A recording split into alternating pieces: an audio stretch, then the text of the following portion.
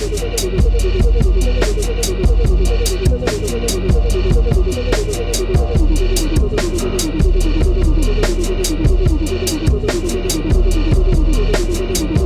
of all, on a serious note, this is a pretty historic episode.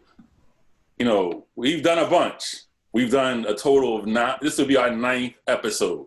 We've done 8 fiery episodes previous to this, but this 9th one, this is a step up for us, right? Because not only is it our 9th episode of the TRFE Happy Hour, right? It's also a very, very special guest, right? It's not just the 9th edition, it's the 9th first edition, birthday edition. Yes. Woo! Birthday! His birthday on a birthday. Cut that open. So, Cheers. There you go. There you go. Happy birthday. Our Thank you. very special guest, Stacy, the transcendent Flygirl Wilson. Woo! Okay? Woo woo. Happy birthday, Stacy. Thank you, everybody. This is a Philly/international sensation. Artist, promoter, teacher, all that in between, you know what I'm saying? Friend, party goer, party thrower, awesome collection of shoes. Just want to say, what's going on in that closet? Not really, but I can imagine. So happy birthday. We're going to raise a glass. Thank you. Oh, I ain't even got nothing in that one. This is the part also Here we go. when Yaya debuts her singing ability and she leads us all in a happy birthday. So, she's been begging me to get into the studio. I was right. I know, I saw you, but I gotta big you up. You've been begging for the studio. I am, and I'm gonna take I'm gonna depart from the traditional happy birthday song, and I'm gonna kick it up a notch with a happy birthday to ya. Oh. Happy birthday to ya. Happy birthday. I thought you guys were gonna join in. I love it. Thank you. That's what's up. Happy birthday. I felt it. Yes. It's like I wanted it to be guttural. Yeah. You know, You're poor. I felt that. It was like you really meant it. I felt it too. Also, it's also some folks are celebrating the 19th Amendment today. So, you know, that's incredible. I had to move my location in my crib, so now I'm surrounded by women and women artists. I feel good about that. You know what I'm saying? And this is a good time. So happy birthday. Thank you. Thank How's you. it feel to be 23? Gee. It's amazing. Word up. That's a long 23 years. It really. Oh, I wish 23. 44. I'm happy to be 44. That's what's up. Yes. good. You have a favorite birthday? I still get carded, so that's a bonus. Nice. Now you have a bun, so I I mean, have fun. I have a little fun. oh my God. I just showered, so it's a little tame right now, but yes. Can we talk about the hair right now? This has been an incredible journey for me personally. It's been a journey. I've known Stacy for a long time, and always, like, you know, for 20 years or so, always 20 years. bald head. Hold Go on. ahead. I was going to share something during my time with Stacy, but I just want to share a photo real quick since you brought that up there. Oh, you didn't pull up the screen share. Oh. Look at That that. was prime time at Tasty Treats. That was Dame still had his locks. And there was good times right there. Can we put a year on that photo? Dame had the Rico hat on. No, that's not Rico. This is It's not? Okay. No. This is the actual hat maker. Got you. All disrespects in the hat world to Rico. I love him as a person, but he was a horrible hat maker. Was he? This is, yeah, huh? I said, was he? I didn't know. He was horrible. But love him to death. he's an incredible chef. Yeah. Incredible chef. Yes, I remember that. But that hat was made by actually former member of the Square Roots, now Roots crew. It was made by Yaya Horne, aka Kid Crumbs. Yeah, he made that hat. You know what I'm saying? So what year was this photo? If you had to guess. Ooh. Dean would know better because of his hair. Well, I cut my hair in 2004, so it was pre 2004. That was probably like 2002, 2003. Mm-hmm. Okay. Look at y'all. Because we spent the first year, because we spent the first year and a half of Tasty Treats at Philo. So I know this was definitely not before 2002. So yeah, somewhere between 2002, 2004. Yes. Okay. Wow, Yaya with the surprises. Word up. Nice play, y'all. Nice play. I don't know. Pull out the photos. I I would have been prepared and had some myself. I would have had a little situation to montage through back there. Yeah. Different when it's family, you know. I love it. I can tell you what I was drinking. At that time, it was definitely Remy, for some reason, on the rocks, and also with lemon. Yeah, it cut Remy on the rocks. Yeah, cut the burn a little bit. Yeah, you know what I'm saying? We had that conversation. But I was drinking Remy on the rocks with lemon. That was at Fluid, legendary nightclub Fluid. Shout out to Tony. Yeah, so wow, damn, you just took me by surprise. I'm off right now. Like, what's coming next? Yeah, you got Dame flustered over there. I know, like she got surprises. You know, I'm already wearing a Scully in the summertime. Just because I got this from Stacy, so it's like I'm already wearing a Scully. It's like now, it's like, woo, I'm sweating. Like what else did Yaya find? Nice play. Word I up. don't know if I can top that now. It's a lot. When you ask for more Yaya energy, what do you expect to happen in these? Hey, This you is, told her this was her time to shine, Dame. it's gonna make you sweat, man. The sun is out, bro. Already like halfway to a triple double. She's like, Word up. She got happy the birthday. song, she got the "Surprise pics. photo." Anyhow. Awesome. Yeah. Hey, have you had what's your favorite birthday? Have you had a favorite birthday ever, like that you can remember? I think my 30th birthday was pretty exciting. It was had it at Tasty Treats, and Q-Tip spun with us for the first time, and that was at the time a big deal because he hadn't really spun anywhere in Philly, so it was kind of like a big deal. And I was 30. It was like exciting, I was like super excited. But that birthday in particular was like super special. I remember that being a good one. I don't know. Other than that, they all just they're good times, but they all kind of Working. You were like, I did go to Mexico, and that was a special one. But that was also after my dad passed. It was like bittersweet. We had already had it planned. You know what I mean? So it was like, I was sad, of course, but the trip was beautiful. So that was also a great memory. That was a couple years ago, and I dream of going to Mexico again one day. Who knows when? Oh my God! Yeah. Just want to go anywhere. Yeah. Anywhere. Any one place would be good. Any place, exactly. So, in case you don't know who's on a call, who's on this, obviously, you know me, right? And you obviously know Yaya. There's also Jason, who I'm sure you're familiar with. Hi, Stacy. AKA Jason Bachman. He's our everything with content. Also, just like, he's J-Dog. I call him J-Dog. I gotta say this. I'm encouraging everybody to call him J-Dog. You know what I'm saying?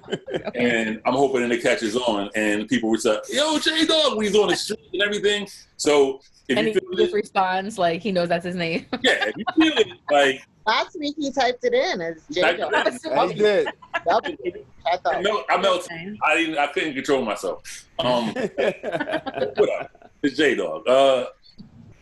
And then also Mike. And you met Mike before, right? You know what I'm saying? And so right now, I'm just still taken aback by that photo because I'm like, wow, what was I smoking? I know what I was drinking. Y'all both look fucked up. Go on. Out of here. Both of you. Yeah. We're going to touch on a bunch of legendary nights and a lot of things that a lot of highlights and that we can definitely wish we had photo and video for. I have them, just so you know. Listen, I need to have, and I do believe that I will put this in motion one day, but like a Memory Monday I'm going to have. And I have so much stuff. Like sometimes when I go through my footage from, I have so much stuff. Dame, you're in like 3/4 of it. So I just. Perfect. So not only are you but everything's not for everyone. I will say that. Not only are you the first guest to celebrate your birthday, yes, you are now the first guest to create your own segment. Oh yeah. There you go. It's going to be a segment moving forward. Sign me up. Are you in once a Sign month? me up. It'll be Memory Monday. Sign Great. me up. We're just breaking history right here, man. And it's like, Sign me up. I'm good about this. It's a way to break some of this stuff out. Well, now you got it. I'm going to take a shot because Take a shot. it's birthday and it feels good. I'm drinking, what am I drinking? This is Casamigos Añejo because it's very special and this is a very special edition. And in honor of that, I'm going to take a shot real quick. Sweet. I'll take a sip.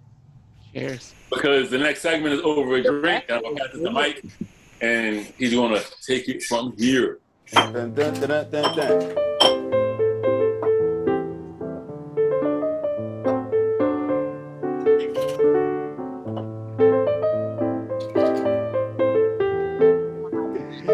Stace, what's up, man? Like, so you kind of pseudo familiar with Over a Drink because I've been trying to get you as a guest Of course. for like 2 years, right? So now you can't run away, you can't escape it. I'm here. You gotta do Over a Drink. I am here. So Yeah. today, right? Another historic moment in the movie. All the history. Yeah. So I'm gonna pour a drink, and I don't know what your drink is, but when I thought of your name, Stacy, Flygirl, and all, I said, well, you know, my wife does this triple grapefruit situation. I know I talked about it on here. I don't know if I poured it before. So it's some Kettle One, rose, grapefruit and rose vodka, and then we got the Spindrift for the little seltzer, and then here I got a little fresh squeezed grapefruit juice. So we throw a little bit of that in we mix all that up together. Delicious. Yeah, this is my wife's drink, and it I'm like, listen, man, Flygirl, right? My wife is the Flygirl in my life. Let's I know just that's pump right. the brakes right there, right? And then your name is Flygirl, and your name is Flygirl. You know, so I'm saying, well, this is a Flygirl drink. My wife drink it. So I I'm love it. for the Flygirl. I'll say that this is the one video that Mike will edit. He will go through and find edit points for this one. For what? For To show what? your wife. That's why. Oh, to show my wife. So while I pour the drink, though, Stace, give us a little brief. Who is Stacy Flygirl Wilson? Like for anybody who don't know and who knows less than I know, and you know how much do I even know? I'm get surprised every day. Like give a look at your background. Sometimes I get surprised every day. So I'm like, oh, I do that now? Like, that's funny. No, I am Stacy Flygirl Wilson. It's funny people say my name like that's my middle name. It's like, I love it. It's like, it's somehow, I don't have a middle name. So it's just funny that has now become just my middle name. Every time people introduce me, it's like the whole thing. I love it. So yeah, I'm an artist. I'm a graphic designer. I am an event producer and planner, curator, whatever you want to refer to that as. Been doing all of the things for like 20 plus years. I've recently, in recent years, become a teacher, which has been exciting. I didn't realize I would enjoy that as much as I have, but I teach primarily like 15 to 18-year-olds. I've taught them graphic design. I also taught them illustration. And most currently I'm working on, my class is doing event planning and production, in which we actually have Yaya as one of our interviewees this week, which is really exciting. Yeah, shout out to Yaya. She is going to be the interviewee for our event planning portion. So yeah, we're super excited about all of it. It's like sometimes I wonder if I should choose one thing, but I really just enjoy everything. So it's like they all kind of like help each one kind of work in a weird way. And I think I would get bored doing one thing. And especially now because I can't do events like I normally have been, which is a definite like shift of my focus, obviously, because I don't have that to focus on or think about. I have some online stuff being planned, but I wasn't really in a rush to do that. So yeah, just that's what that's what I do. So, and before I move to the next question, this is what the drink look like when it's done. Sweet. That looks delicious. So you can get a little visual for the My people. next trip, my next trip, I'm gonna get some of that stuff because that looks And yummy. that's a toast to you. Thank you. Your birthday toast and all the other things. And I could probably run through a bunch of questions and act like this is a real over drink segment and run for 20 minutes, but I'm not gonna do that because Dane will talk about me. But I do want to ask one more question. One time. Of course.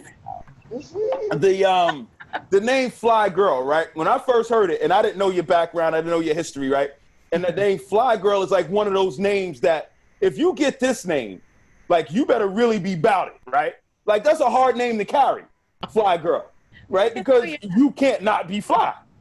And so I said, so then I got to know you and know what you do. And I'm like, oh shit, like she really do carry this name. She did all this stuff. Is she about all this business? Like, yo, I see how it works. So my question is though, like, did you give that to yourself or was that given to you? It was partially given to me, partially my own. So I started Square Biz with Questlove and Yamin, All World. We started a party called Tasty Treats, and part of our branding was that we created a series of John shirts. So they say Tasty John, The John, 215 John, Fly John. And because we created this this brand, I kind of became Fly John. Everybody would call me Fly John. And then just over the years, as I was really just doing events. I had done events prior when I was managing Brave New World before I started Tasty Treats with them. But I eventually started to want to do my own thing, but was really nervous about leaving them. And Jazzy Jeff kind of helped me along the way and kind of like helping me out and guiding me and saying like, you know, do it. You know what I mean? Like you already do it. You know what I mean? I just felt like I was only doing Square Biz stuff and I knew I can do more. So once I decided I wanted to kind of shift away from just what we were doing together, I kind of felt like I needed to like shift from the Fly John because I just didn't necessarily want that always to be what I was just connected to. Mm-hmm. Was that me? I'm so sorry. Not sure. Somebody's food is done. No, I think we have multiple devices in this room that I didn't realize were here. I was like, oh, there's an iPad over there. Okay. So then, it just kind of, people would also call me Fly Girl just in reference to fly and just kind of like, it was just transition. And so I just adopted that. But then when I started to do a little research, I was looking for like websites, but everything Flygirl was like cheerleader or pilots and stuff like that. So that's why I added the second R in there. So yeah, every time like anybody asks me, I'm like, what 2 R's? Like. So yeah, that's kind of how, and I never really thought about it how you said it, and that was so nice to say. So thank you for that. Dude, no doubt, man. And you definitely live up to it, man. And I think fortunate for me, I got a chance to meet you and get a chance to know you and see your work, and through Tiny Room and through Melanie and all these different lanes of people who I actually knew and I didn't know who you were, but that's the story of my life. So, but that being said, that's our over a drink. Cheers. Toss it back to Dame. Dame will pick up with any other questions we got. Thanks, Mike. And that was relatively brief. I'm working at it, Dame. I'm working at it. I told you. What do you want me to do? I could have went for the whole 20 minutes like it was a regular over drink and just chop that off at the end of the show and be like, listen, man, I'm good. I'll take this over drink. There's still a question from Yaya. You kind of remind me of Lauren in a way, because she does she went through so many evolutions with her art to do what she does now. Just watching that interview yesterday, you do so many different things. You wear so many different hats. Like, is this what you wanted to be when you grew up, or was your past? Was this something else? Did you think, I'm gonna be a basketball player when I grow up? Like, you know what I'm saying? Like, yeah. What was you always? Was art always your thing? It what's funny is like it wasn't. I don't know. Like I didn't really have a thing, to be honest with you, until like late in high school. And there was an art class in particular that was not our typical art class. We were soldering metal, making jewelry. Like we were doing like beyond like what a normal like art class does. And that kind of started to interest me. We were working with clay and doing sculpting. And then the college, you know, they have those college days where people come in and talk to you to recruit you to go to their college. The college that I went to, which is called Hushin School of Art, at the time was on 11th and Market, and they came and talked to us, and I really liked like what they were talking about. The college was like,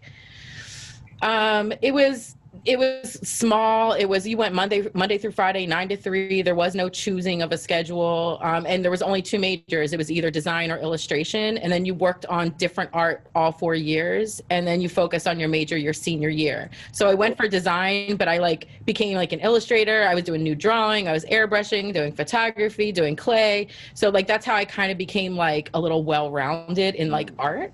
But as for like events and stuff like that, you know, as a teenager, I was probably 17 and I became the manager of a marketing agency, like a telemarketing agency. I started out as a telemarketer. So like marketing was always kind of like something I did, but not really realizing it was something I would do. I knew I didn't want to work like in a corporate setting. But luckily, like as I was in, like towards the end of college, I was managing Brave New World, and I was doing graphic design for all of the event planners and promoters at the time, like Carl Dash, John Barber, Algernon, Kalanji, and I was doing all of their marketing materials and all of their promo materials. So that kind of brought me into that world. And then, you know, it kind of all just from Brave New World, I became the marketing manager for KBA, which was, you know, a marketing company in the early 2000s that dealt with like cigarette parties and large events, large scale events.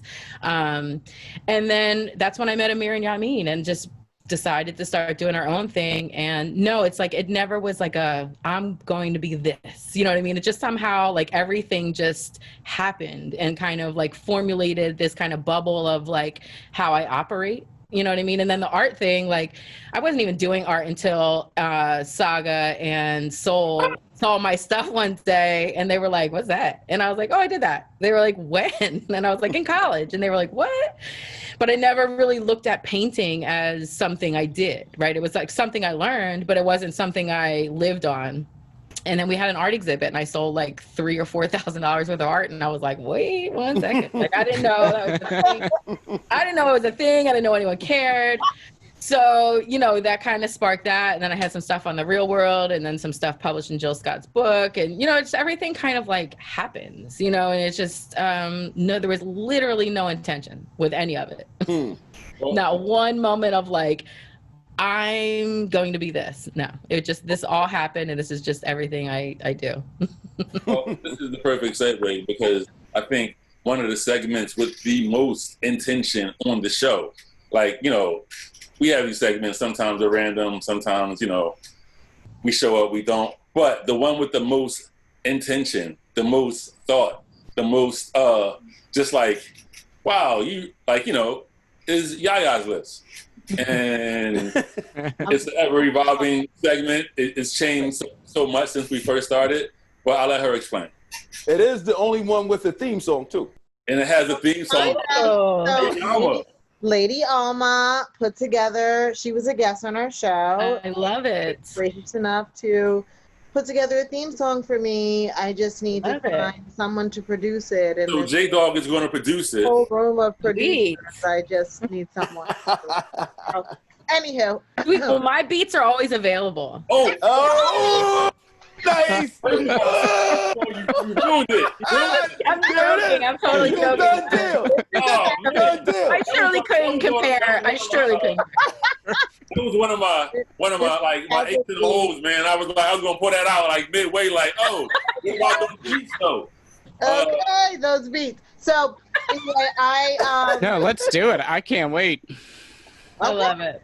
I'm ready. So this is Yaya's list.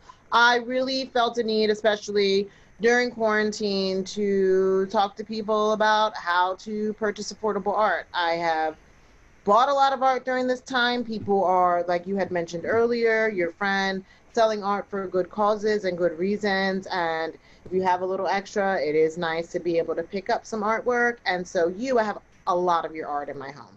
I have your four girls that are smoking. Yeah. That Oh, was, that's the old one. well, Yeah. you know what? It's so funny that you had said that story about your first art show, and you and I have talked about this before. That was the first time I ever saw your work. Yeah. So that print to me means a lot, because who would have ever known that years later I would just be so in love and enthralled by you and I actually know, know same. you in real life. So I remember going there. That was the first art show I ever went to, because I had just moved to Philly. And so I will always remember that. And every time you talk about that story, that was your first art show, Yeah. I just get goosebumps. So, but I don't Me think too. we met until like a little bit later A little on. later, yeah. You know, I want to highlight with Yaya's list, like some of the artists that are kind of behind all of this. And you are a Jill of all trades. And I think that that's why I've gravitated towards you. You know, in my corporate days, I would hire you for as much as I could. So many things, yes. You're professional, no nonsense, real. I remember when we were doing sparkling ice and you were doing those coolers and you were like, remind me never to do this. The coolers. Way too many. It was like, there was like some sort of monsoon that had happened. They're like, yeah, it's just you two. I was like, there's not other people here. It's just me and him. Like, that's it. So, The crazy. No, that was the listen. crazy. But listen, with all of the things that pop up in those moments and like they're a surprise, I always value the fact that you reach out to me and ask me and include me. So regardless of anything that were to ever pop up at those things, I am so thankful that you even cared to ask me to be involved. So thank you. and you know, and let's talk about like the shortage of awesome female artists in this space, because this is a very male dominated space. And I think Definitely is. you not only stand out in your abilities, but also in the content of your work. And I wanted to know if you could talk to us a little bit more about the women that are predominantly featured in your artwork. Like, who are they to you? What do they mean? What do they represent? Yeah, so my work has kind of evolved a lot over the years. In the beginning, I was creating characters that were colorless in a way. If you look at a lot of or colorful but not normal skin tones. So if you look at a lot of my earlier work, you'll see a lot of black outline but no fill. It's either the wood popping through or the white canvas popping through, but there was no real definition to who she was. And over the years, I have, and my girls have always been, I think, a combination of everybody in my life. I've grown up and I've always been around a lot of different types of people. So I think that always resonated in their features and their clothing and their hair and everything, their style. But over the years, I've developed an audience that consists of a lot of Black women. And over the years, I have been asked, why don't I feature their skin tones?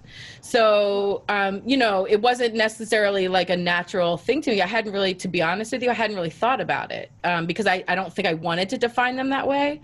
But the people that wanted to buy my work, there was a particular event I was involved in where a couple women had asked me and I was like, is that a thing? Like, I didn't know anybody would care, you know what I mean? But so the transition into a lot of them having skin tones, as you could see behind me, a little bit of everybody, was partially because the audience that is interested in my work had really wanted to see more of themselves in the pieces. So that was really interesting to me. So I did transition. I still do my girls sometimes with just black outlines and they are who they are, or they're different colors, but I do create more work that is more inclusive to the women that they think they look like, right? It's like, I think that's me, right? It's like, but is it? You know what I mean? So I also have a really diverse circle of girlfriends that also kind of pop up in my pieces.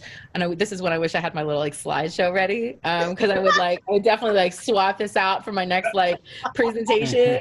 But there's a piece in particular that actually was an accident at first, and it was a digital piece of a bunch of girls on a tree, like hanging around a tree. Like some are sitting, some are like on the branches, and I did something by accident, and I was like, oh my God, she looks like she has vitiligo, and my best friend has vitiligo. So like that kind of became her in the piece. You know what I mean? Like, so they're everybody's kind of like representative in different ways and for different reasons. And yeah, so they're just all like strong, beautiful women of all races and colors and shapes and sizes. And yeah, that's kind of how that came about.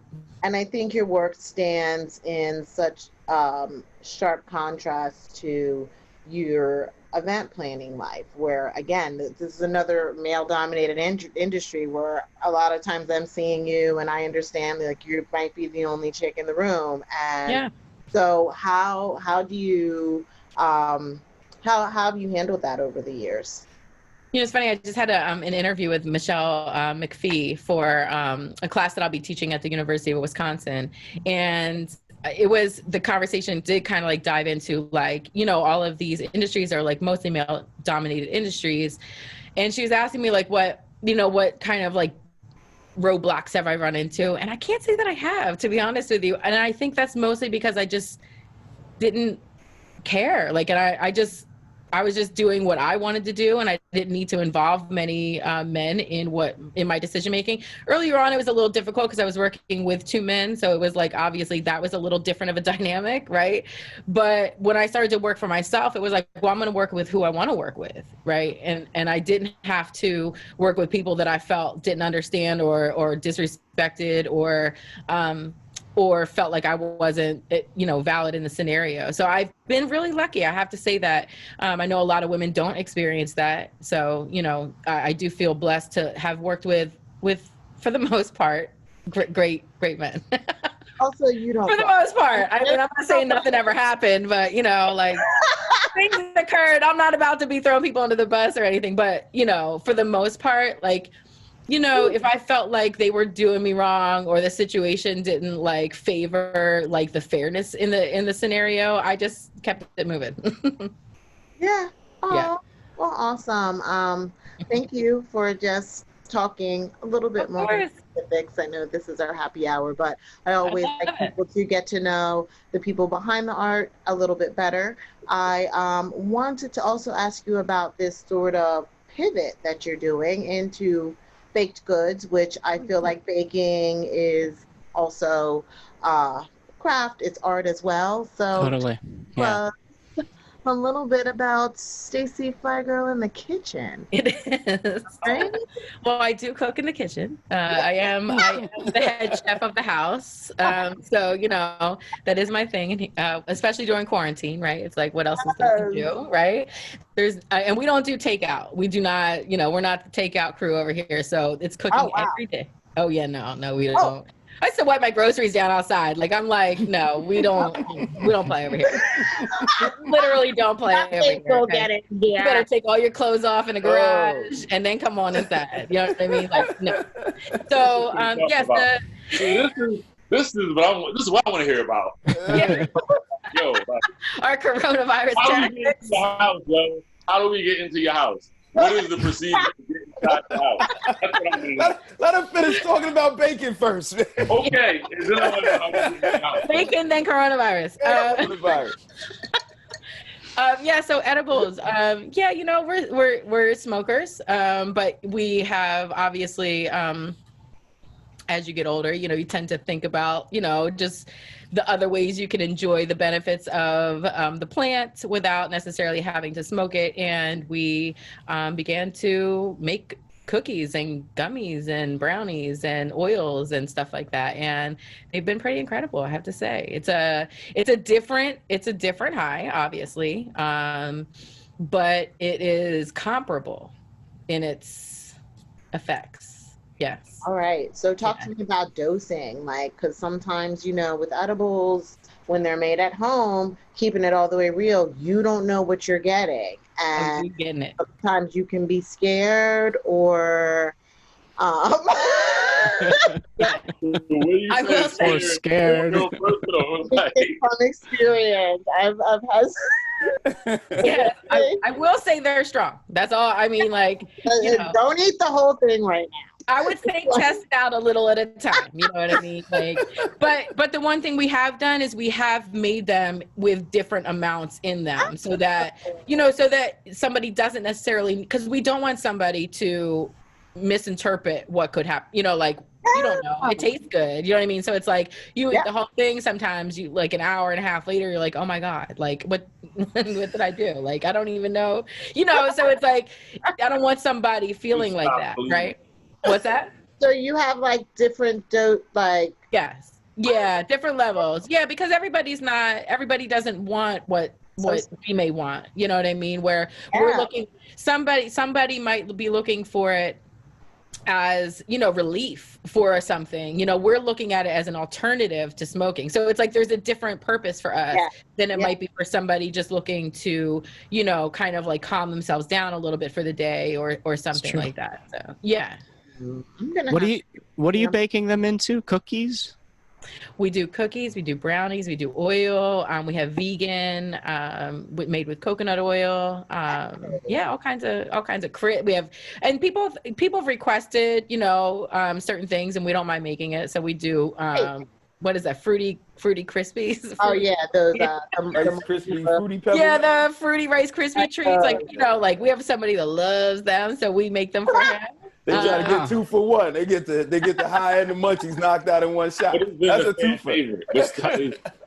Custom the favorite seems order. to be the brownie seems to be a favorite, and the crispy treats do seem to be something that other people have liked too. Like it's nostalgic. But the brownies, yeah, definitely. Nostalgic. Yeah. Oh, sugars. We make sugars. For like you can do like the rims of your cocktails, or you could put in my coffee. Birthday text. Sorry. Nah, man. That's an order. That's an order coming in. That was bing. That's an order coming in. Yeah. And so you like put it in the bag and then you leave it outside, and then somebody has to come and get it. Yeah, depending on who the person is. Yeah, I mean, if we know the person, we have a a glove delivery. Like it's a gloved scenario. But yes, whatever the person's comfortable with, for sure. Well, I'm definitely gonna have to get my sample. Thank you so much for talking to me. Yeah, of course. I always say Stacy doesn't play around. Even when your little student had reached out and you were like, "Oh, you must not have CC'd all of us." I was like, "Oh no." No, listen, because I had to stay on top of what these students are doing, right? So it's like, I don't know if I'm like, did they reply to you? Like, what happened, You're a perfect teacher, and I knew even for this call you were going to be on early, and you were, and it's why I love you. Oh, yeah. Yeah. So, I'm going to pass it along to Dane with that being said, and look forward to seeing where else this conversation goes. Yeah, so how do we get into your crib, man? Like, I know you as a pretty, like, focused, like, no nonsense in a way, like, I don't like the way that looks. So I want to know how does one get into your house during this moment? Yes. What is the procedure? Well, first of all, the procedure starts when you leave the house. First of all, you must leave with your Corona kit. Okay, so the Corona kit. Yes. We both have a bag. Okay, so the bag includes gloves, masks, hand sanitizer, alcohol wipes, paper towels, and I think that might be it. To go to the mailbox. No, not the mailbox. No, I mean, the mailbox is out front. The mailbox is out front. No, but if we're going somewhere that we take the whole bag is in the garage. We take that when we leave. Okay. We go in. First of all, I do most of the shopping. Mike doesn't do much besides go to work. But I do the shopping at the supermarket. So when I go to the supermarket, I'm gloved up, I'm masked up, I'm also sunglassed up because they could get it through your eyes. Block your eyes. That's right. Who knows? That's Dr. Fauci. I don't know. Fauci but I got the glasses, and they also say that it can land in your hair, so I have a hat on. Okay, so and then I wipe the handle down when I get there.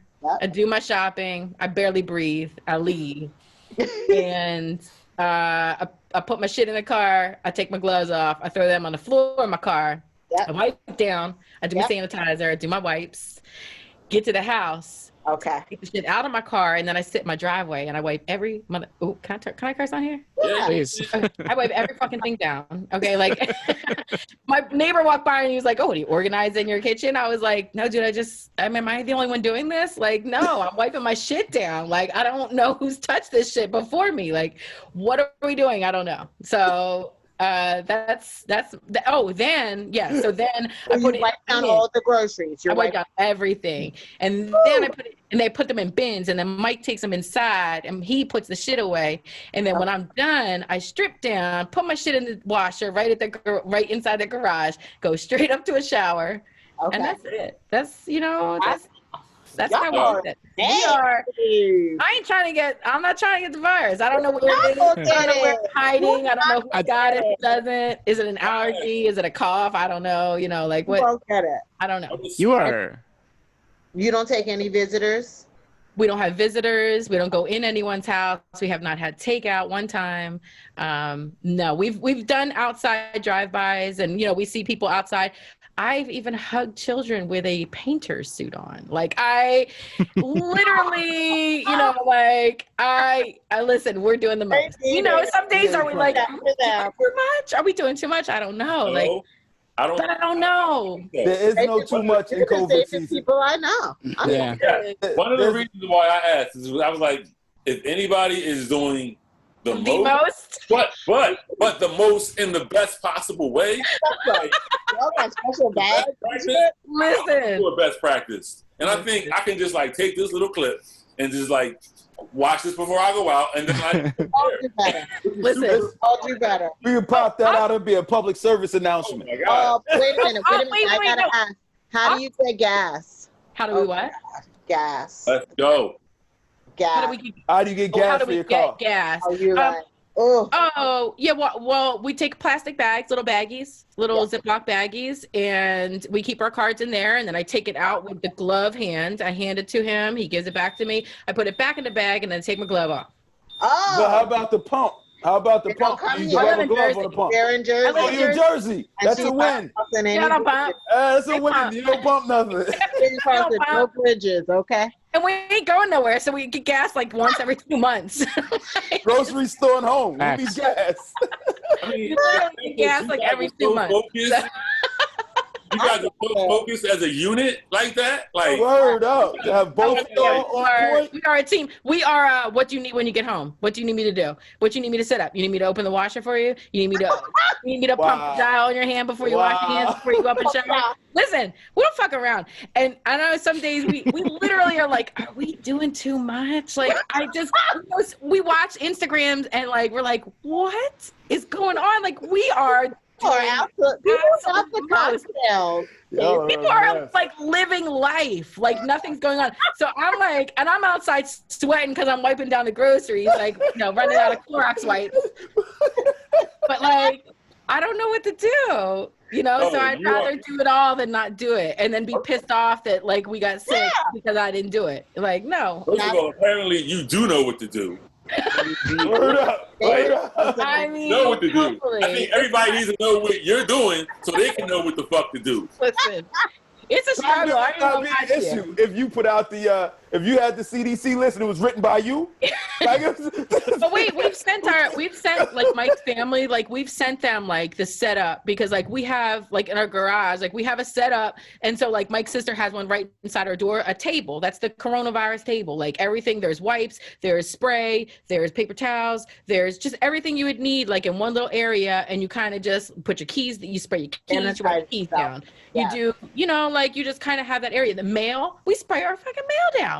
Like I use a Lysol spray on our mail, but we refuse to open our mail within 24 hours after spraying it. It's like, no, I can sit out there for a day. You know what I mean? Like we're not late on bills like that.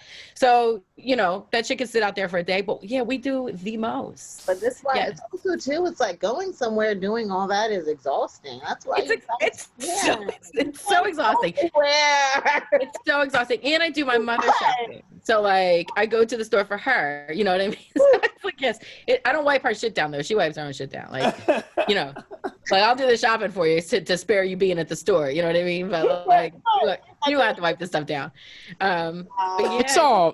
It's all relative. I saw my parents for the first time since the beginning of it all this past weekend, and they're out in Central PA, and like that whole region's in denial. Like restaurants are open, people wear their masks when they go in, but then like everyone just takes it off to eat, and you know it's like every other table, but I think when collectively, yeah, it's a whole other world. When you get outside the city, it goes straight downhill, dude. Like they do not believe. I was in Lehigh Valley, same thing. Yeah. Nobody's got a mask on. They passing blunts back and forth. Like, yo, are y'all seriously doing this? I will never share one the rest of my life. This is Corona season, dude. What's wrong with y'all? There will never be a moment of sharing ever again in life. No.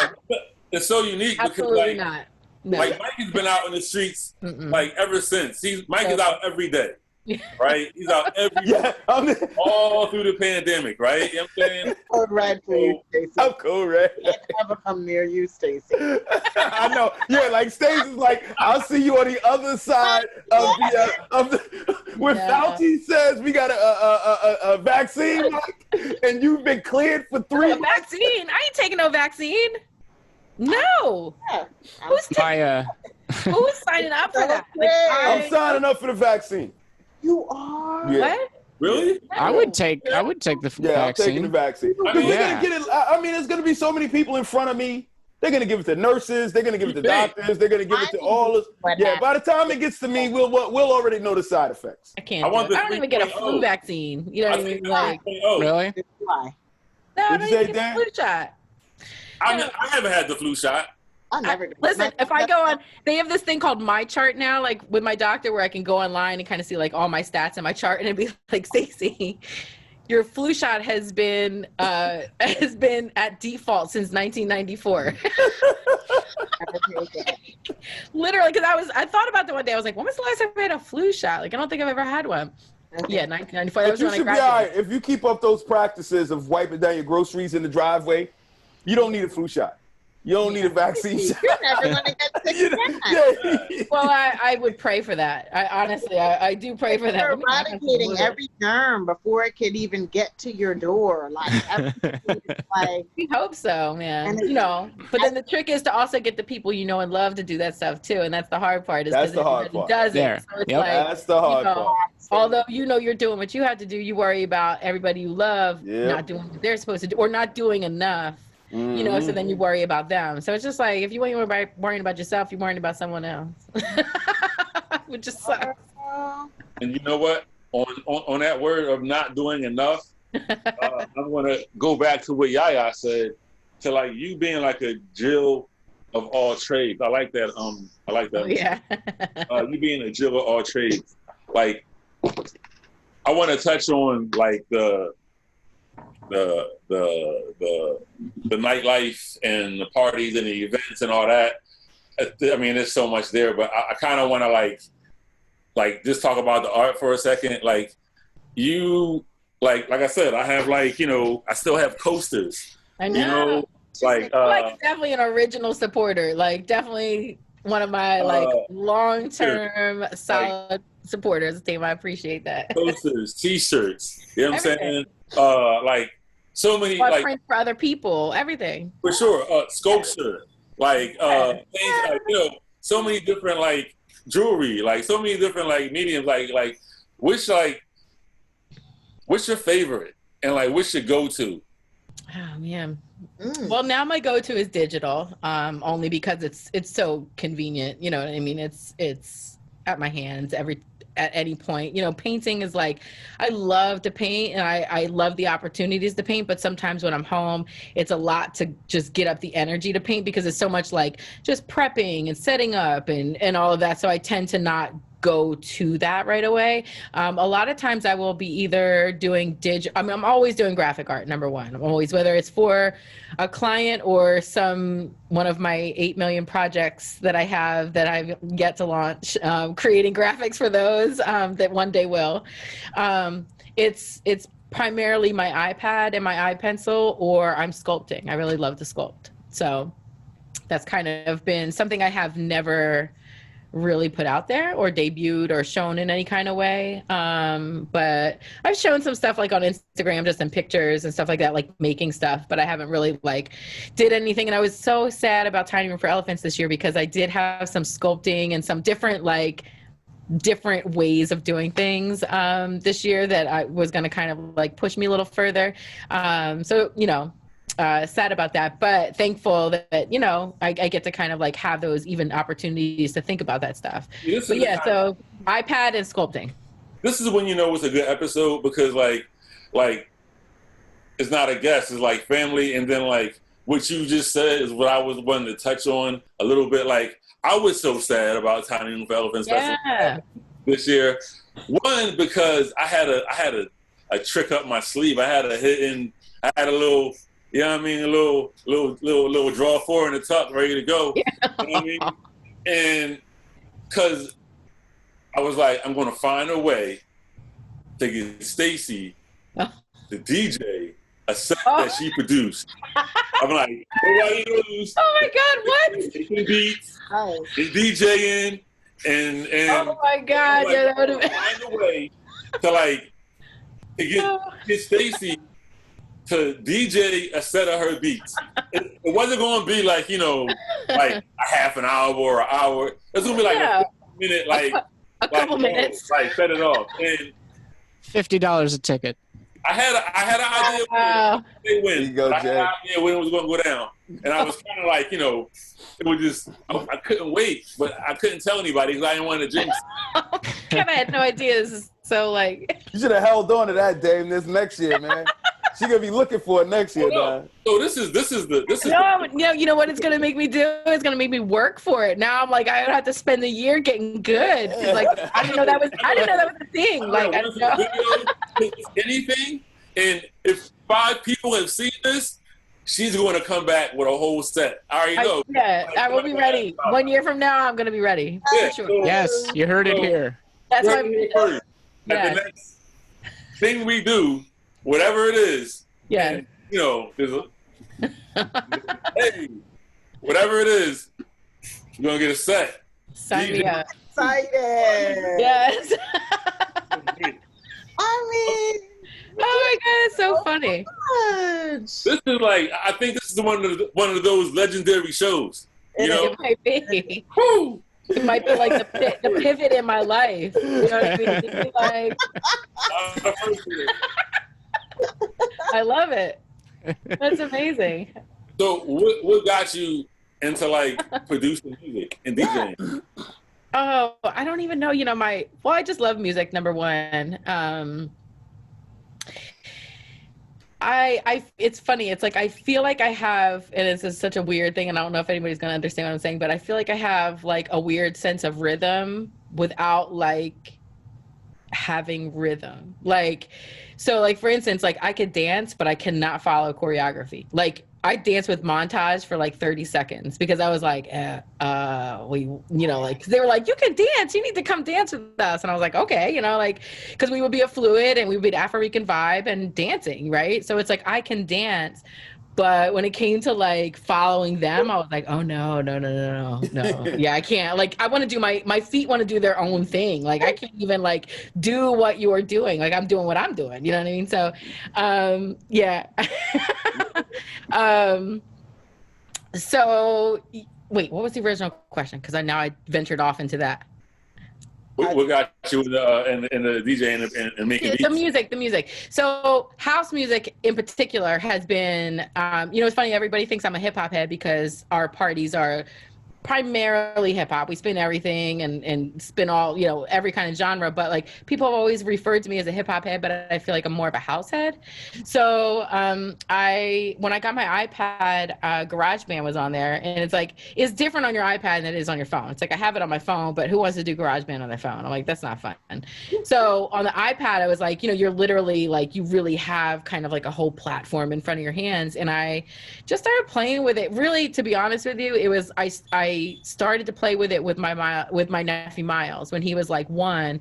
You know, we would just like make beats and stuff like that, and I would just like teach him sounds and stuff.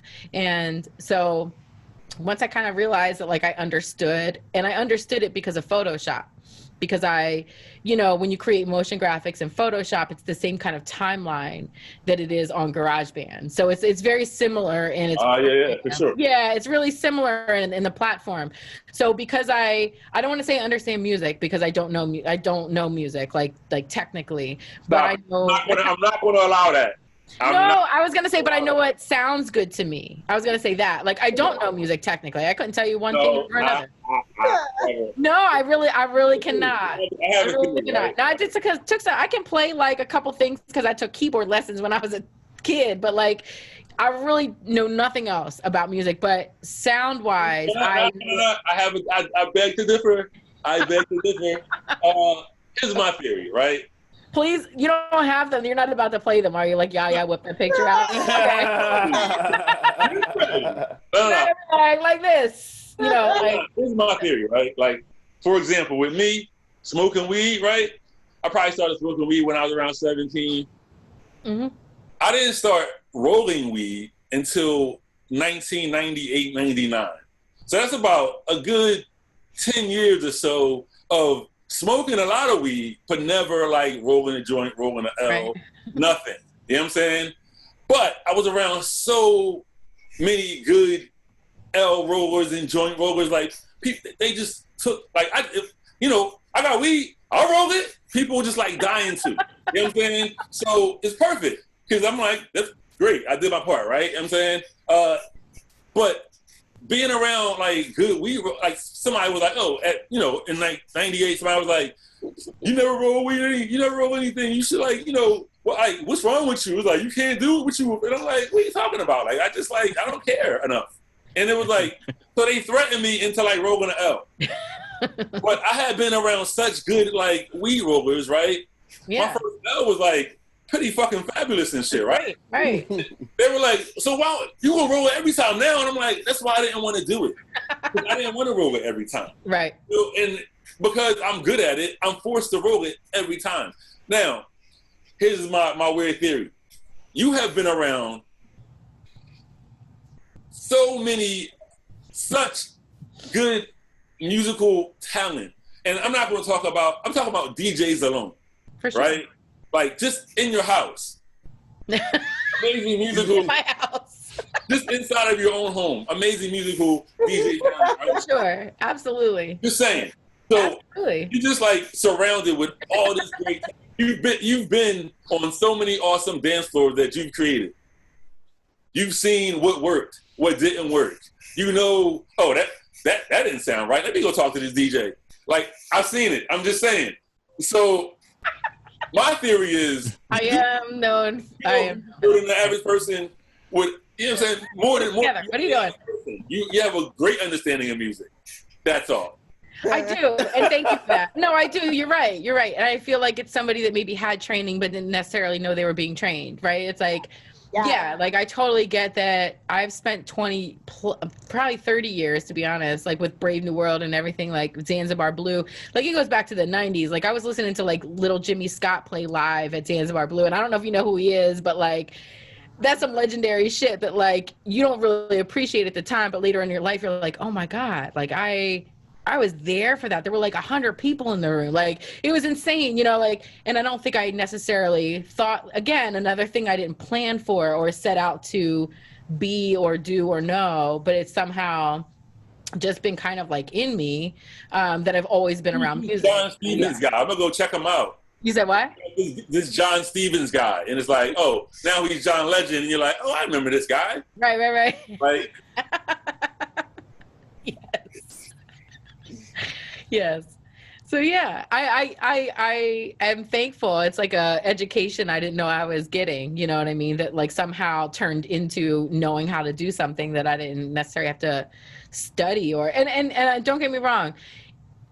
If I were to pursue it as like a career, I would study it more. It's just that that's not my thing right now. It's like I do it and I love learning more, but I haven't necessarily been like, yeah, I want to do that, and monetize that. Like, I would definitely like learn more of like the foundation of it all if I were to want to do that, for sure. But it's fun. I love it. And that's why, like, we're putting this out here You know what I'm saying? I think I have a lot of things to own up to this year, apparently. I think we're gonna rush this one out. We're gonna just skip the line with this one. We have so. I feel like, what's that, Yaya? We actually have it recorded. So yeah, I'm like, you have it on record, me saying I'm doing all this stuff. it's a lot. It's a lot. I'm like, Memory Monday. I'm going to be a DJ. I'm going to be a producer. Sign me up. Yeah, it's going to be busy. Rest of 2020. All right, everyone. I got a lot of stuff to do. It's a good thing COVID here, so you ain't going outside. You got a lot of work to do. Oh, my God. I'll send an email with all our to-do lists, and let's talk next week. Stay on me. Hey, J-Dog, when did you first come to Philly? I first came to Philly 2006. 2006. Yeah. Stacy, what was the first night of Tasty Treats? The first night of Tasty Treats was, I believe like May 10th or something like that, 2001. So, Philo's. So this party was. It was 5 years old already with Jason. Already So it was full grown. That's when I started college, Yeah. 2006? Or I'm sorry. Yeah. This party was a little badass kid running around already, 5 years old. Yeah, we outgrew the first venue and had to move to a second venue. This party was a grown adult. In 5 years, huh? 5 years of grown ass adult. Our 5-year anniversary was Mike Nice, Sonny James, Questlove, and Jazzy Jeff. And that was our 5-year anniversary. And the funniest part about the whole night was, of course, that was all amazing and everything was a good time. But the best part about the night was, I was standing outside with Aronde and we're just, standing outside, talking like we normally do. Packed line. And then the next thing we know, we're like, is that Melly Mel? Melly Mel was walking down the street with a camo tank top and it's just arms out, just walking. We were like, Melly Mel? He just rolling. He just was like, yeah, man, I came down for the anniversary. I came down for this shit.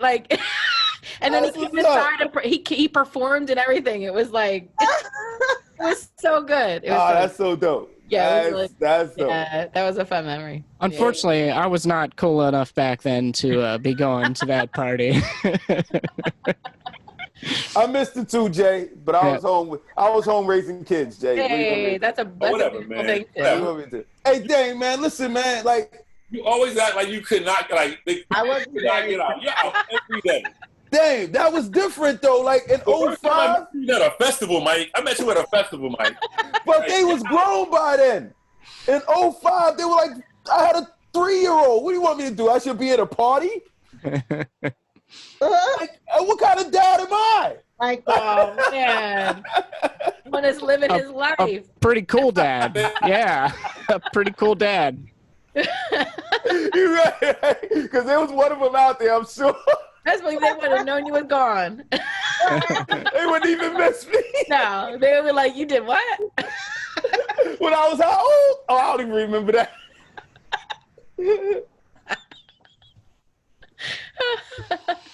Mike. Oh, God. Mike. I'm catching up now, man. I'm back. They grown, and I'm 33 all over again, dude. And we're in a quarantine. There's This is how life is, Stay. What are you gonna do? This is what happens. This is life. What are you gonna do? Mike's gonna come out swinging though. He's gonna have such a list of albums and artists to go to, and people to check out, and places to do. Yeah. Mike so Stace, Mike just met Lady Alma. Yeah. About 2 weeks ago. I had no clue who she was. No clue who she was. No clue. Man, what? Listen. That's what we said. I was like, I met AIM. I didn't know AIM. I didn't know Reef. Just met Reef the Lost Cause. Met Reef the other day, the Lost Cause. Oh my goodness. Chill Moody. I met Chill Moody at the festival where I bumped into Dame at the Made in America a couple years ago. Yeah. And then he says to me, yo, Mike, every time we meet, you reintroduce yourself to me. I'm like, dude, I'm sorry, man. That's terrible.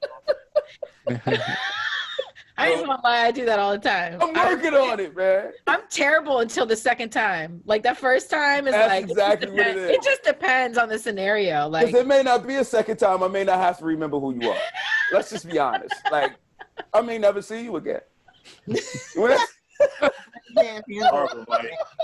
Mike. But you need to know the staples. You need to know the staples. But you got to understand too. I wasn't. Got some staples. I wasn't from Philly, so I didn't know these guys were the staples. How long you been here? I came in '98, but I came as a dad. I was home in '98. His face was I know, but stop. I was 98. home. No, I was 98. home. No, I was That's in that decade. house. That is decades ago. But I was in that. These guys were like, but some of these. Hold on a second though. But some of these guys were like, they were like 13 when I got here, right? So why would I know who they were when they became 18 and 20? Okay. Right? Like you got to look at it from that perspective. Lady Alma? Yo, come on. I mean, I said some of them. I mean, come on, Dame. Cut me a break, man. Well, but how long is this show? Ain't this show over yet? Lady, luckily it resulted in Lady Alma taking us all to school. It was pretty great. We got a good history of Philly house. Oh, I bet. It was fun. Yeah. Of course. That's a And that same token, like, last night at DJ. what are you listening to? What have you been listening to in the house, locked down? Like, what? I listened to Mike Nice. I listened to Mike Nice. Into that story. Into that Good story. mix. Next question. Yeah. No, I mean, Mike's been spending a lot. So, like, I get to hear live sets every 2 times a week, which is amazing. You know, I'm gonna be honest with you. I don't listen to a whole lot. Like, I find music distracting when I work. It's very distracting to me. I start to, you know, I'm dancing. I'm starting to think, you know, I'm just kind of like in a different, I'm in a different space. It's like either Mike's in the living room doing what he's doing and that's just background noise, or there's nothing on. So I don't listen to a lot when I work. But other than that, you know, I am a legit 100% classics and house head. I was born in a completely wrong era of life. I feel like I should have been in a different space musically. I love 60s, 70s, like soul and classics, dance classics, house music. So I just listen to a lot of that, to be honest with you, like just old stuff. I'm with you on that. I'm with you. Yeah, I don't listen to nothing new. Space. I ain't even gonna lie to you. I don't listen to nothing new. Like, not new in those spaces. I'm just saying, like, top 40. Like, that's just not my thing. I'm not saying I don't have like fun when it's on and I'm out or something's happening, but that's not like what that's not my go-to. Be glad you weren't here last week. We would have had you talking about Bad Bunny. It was. I couldn't tell you. See? I mean, I know who Bad Bunny is. Not to know. I know who Bad Bunny is. I will say I at least know who people are. I just don't listen to them. Like, it's just not what I like. But I will say, and to be honest with you, like when I'm out and I'm driving, I listen to a lot of podcasts, like talking. Yeah. Yep. Yeah. I feel like, and this is being a little jaded from like throwing parties, is like, yes, I've heard the music. It's like, yes, it's great. You know what I mean? Like, but I want to like better myself. And if there's moments when I'm driving that I can do that I know I won't have space to do it at home, I'm gonna take that time to do it then, right? Because it's like, it also zones me out. Like, I hate driving, so it makes me not think about driving because I'm thinking about what they're talking about. You know what I mean? So, that iPad needs the ding right now. Ding. Because that deserves a bell. Ding. Does it? Yes. I agree with that statement 100%. Yeah, so I like, it just depends on where I'm at, what I'm doing, but that's kind of what I do. Well, other than us as a freshly grizzled podcast, like who should we listen to? Who do you listen to? Who should we check out? Oh, well, I mean, I listen to good stuff, bad stuff, trashy shit. You know what I mean? Like, I listen to good shit. So I'll say, like, my top couples are like, I do, and I know, she's not everyone's favorite, but she's a friend of mine. I do love Amanda Seales' podcast. I do love Susie Orman's podcast. If you're looking to like think about money from a woman's perspective, super awesome podcast. I also listen to like murder crime podcasts. James would like those. Listen, I have missed my calling in life as a private investigator. I just want everyone to know that. Like, if there's ever a moment in time where I'm like, this creative life is not for me, I would be a private investigator. You have HBO? Yes. Did you watch that show with Ted Danson? No. Oh, that was my joint. The one where the dude drank wine, smoked weed, and was a private investigator. I forget his name, but that was Ted Danson's in that one. No. He was a private investigator by just only on Craigslist though. He wasn't licensed. Not that one. I forget the name. It was a great show though. Wasn't that one? Wasn't that one? On that one. Not that one, Mike. Yeah, no. True crime? Nope. It was, Not that one either. I forget the lady's name, but it was Patton Oswalt's wife who was doing, she had a podcast about this killer, this notorious killer out west, but she had recently died or something. It was a whole like 10 I'll be back in the morning or something like that. Yeah, for sure. No. Scary. I'll have to look that one up. Talk about it. I think it just wrapped up on HBO. No, but I go through phases with the crime stuff because sometimes like there'll be days where I'm like, this is hurting my soul. Like, I don't even know why I'm doing this to myself. But the private investigator in me is like, no, we're going to figure this out. You know what I mean? Like, Did you watch Perry Mason? oh no, I've been meaning to watch that. Is it good? It's so good. Yeah, I've been meaning to watch it. I just haven't. Pretty good. Yeah, I'm gonna watch it. Yeah. So yeah, All right. So we've learned a lot today. Right? Here's some things that we learned. We learned takeaways. There'll be a graphic for this part. Let me write this down. There's an infographic right here. Stacy's gonna. Did you write down everything I said? Next year or so, debut her producing DJ set. She's gonna be like, write this down because someone sent me an email. Jack man, like just like Dead Mount 5 or some shit. Like, Jason is all over this. Jason takes every send me note. an email so I remember what's due in 365 days. Sure. What else? Oh, well, you want to definitely set a brand new trend of staying healthy in COVID. We learned how to go shopping, how to work as a Seas of staying get the safe. family to work as a team. How teamwork, makes that dream work. Yeah. Mhm. Yes. The dream of staying alive.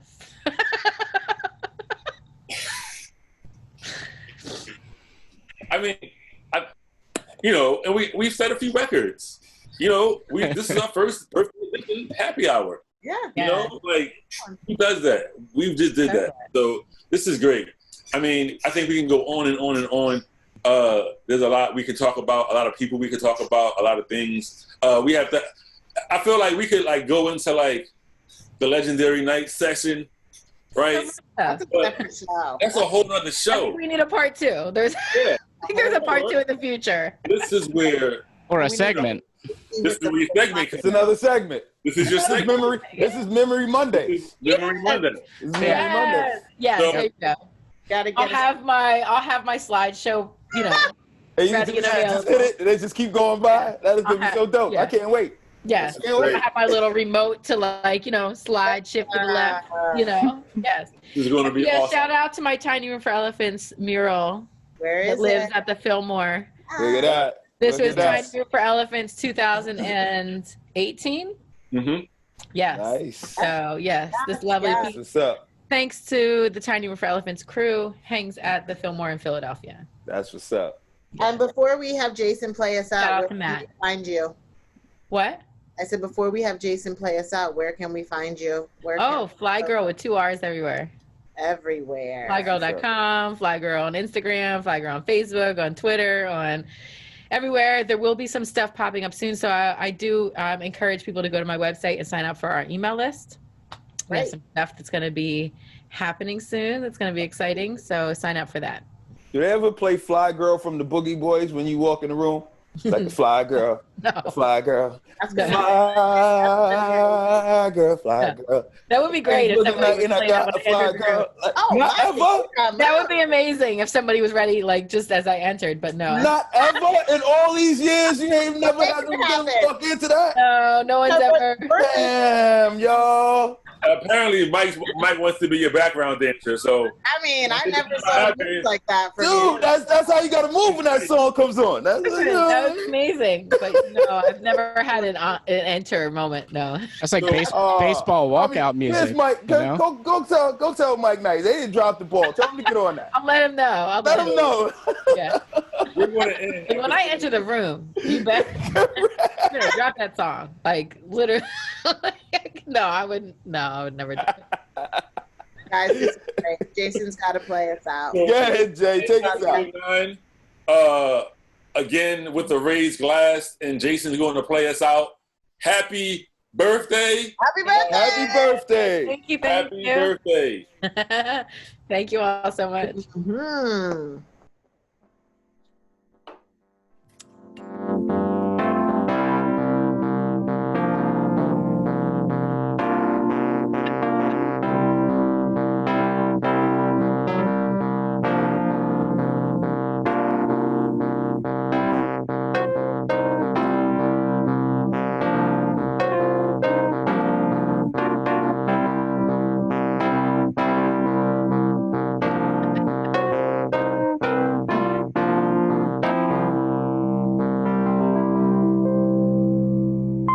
Love y'all.